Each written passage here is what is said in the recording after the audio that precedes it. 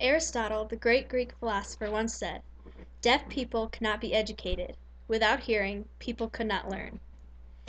You may or may not know someone who is deaf, but living in America today, you do know that Aristotle's statement has been proven false. There are now numerous schools to educate the deaf, and even more people who can testify that the deaf can be educated. As I researched sign language more, I found some interesting facts about it. Sign language has been brought down through generations and contributes to today's society.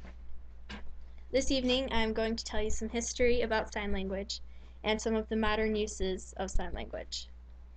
According to thefreedictionary.com, the definition of sign language is a language that uses a system of manual, facial, and other body movements as a means of communication, especially among deaf people.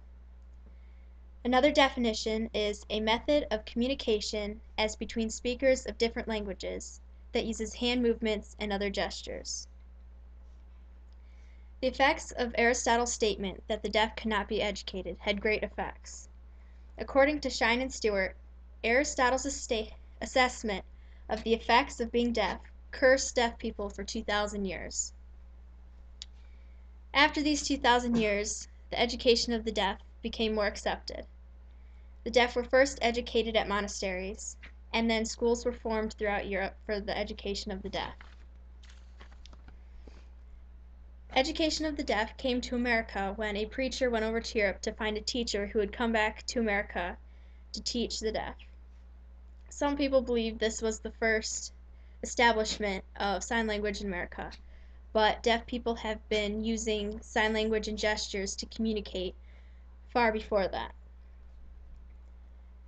Some modern uses of sign language are ones that we have seen.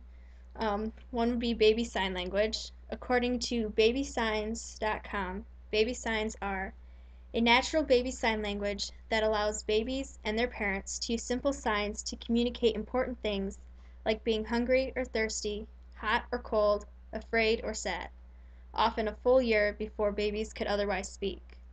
I have seen this myself, and it has helped greatly between parents and their kids being able to communicate before they can actually speak. Another modern use of sign language is in sports. One of these would be baseball.